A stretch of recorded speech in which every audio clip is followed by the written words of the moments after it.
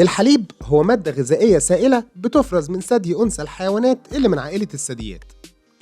وظيفة الحليب إنه بيحتوي على المكونات الغذائية الأساسية للحيوان الرضيع قبل ما يقدر إن هو ياكل ويهضم أنواع الأكل المختلفة.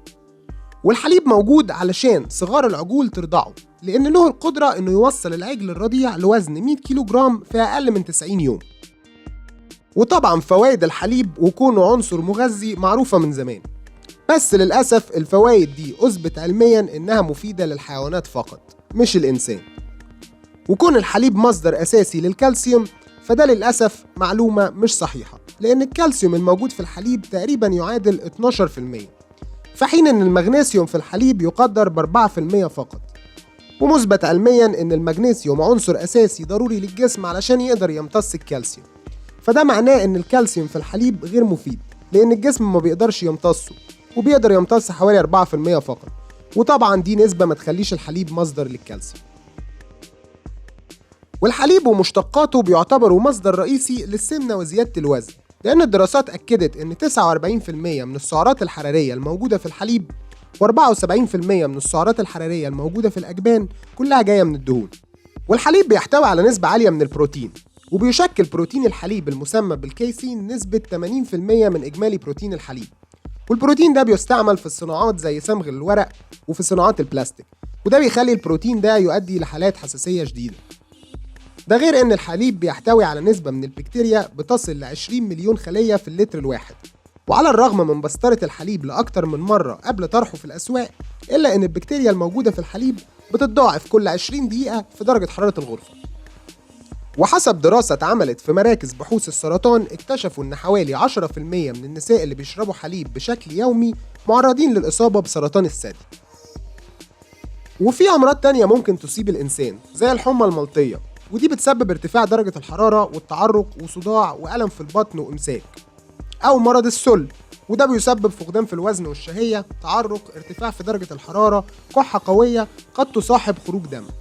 السالمونيلا، وده نوع من التسمم الغذائي بيسبب الإسهال وارتفاع درجة الحرارة. ده غير ان تناول الحليب سبب من أسباب الإصابة بحب الشباب خصوصا في مرحلة المراهقة، وزيادة أعراض الإكزيما اللي هي حساسية الجلد، والإصابة بحساسية حليب البقر اللي بتسبب تفاعلات في الجلد زي الإكزيما، وبعض الأعراض في القناة الهضمية زي المغص والإسهال والإمساك، وممكن تزيد الأعراض وتوصل لصعوبة التنفس ودم مع البراز.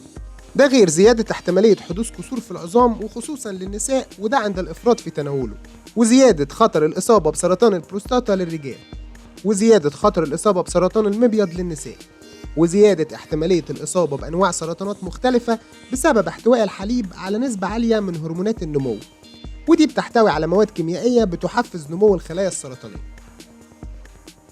ده غير ان تناول الحليب هو المسبب الأساسي لحساسية اللاكتوز. واللاكتوز هو سكر ثنائي متكون من اتحاد جزيء واحد من الجلوكوز وجزيء واحد من الجلاكتوز، ومش موجود غير في الحليب. وأي سكر ثنائي بيبقى له إنزيم بيقدر يحلله، والإنزيم اللي بيحلل اللاكتوز اسمه اللاكتاز، والإنزيم ده اللي بيفرزه هو الخلايا المبطنة للأمعاء الدقيقة. وبشكل عام الإنزيم ده بيكون مرتفع عند الإنسان وقت لما بيبقى جنين خلال مرحلة الحمل، وكمان خلال مرحلة الرضاعة، وبعد الفطام بينخفض مستواه بشكل طبيعي. ونقص اللاكتاز موجود في حوالي 60% من الناس في العالم، وبيعاني أصحابه من عدم القدرة على هضم الحليب ومنتجاته، وظهور أعراض زي الانتفاخ والتقلصات والإسهال والغثيان والقيء. وفي بدايل ممكن نستعين بيها علشان نحصل على الكالسيوم غير الحليب، زي السمسم مثلا. إن السمسم بيحتوي على 975 مللي جرام من الكالسيوم لكل 100 جرام من السمسم، وده تقريبا اللي موجود في حوالي 1 لتر من الحليب. يعني معلقة كبيرة من السمسم فيها كالسيوم تقريبا أكتر من اللي موجود في كوباية واحدة من الحليب. والكلام ده غالبا مش بيوصل لك بسبب مافيا تجار الألبان في العالم، واللي حسب تقرير مشترك بين المنظمة الأوروبية للتعاون والتنمية ومنظمة التجارة العالمية، فإن إنتاج الألبان عالميا يتراوح بين 700 و 800 مليون طن، 85% منها هو حليب أبقار. ومتوقع خلال ال5 سنين اللي جايين إن الإنتاج هيزيد بمعدل 180 مليون طن، بتنتج منها الدول النامية تقريبا حوالي 78%. ووصل استهلاك الدول العربية من الحليب لأكثر من 2 مليون طن سنويا، وبتقدر حجم تجارة الألبان عالميا بحوالي 42 مليار دولار سنويا. وخليك دايما فاكر إن مفيش حيوان بيشرب حليب من فصيلة تانية أو بيشرب حليب بعد ما بيتفطم غير الإنسان.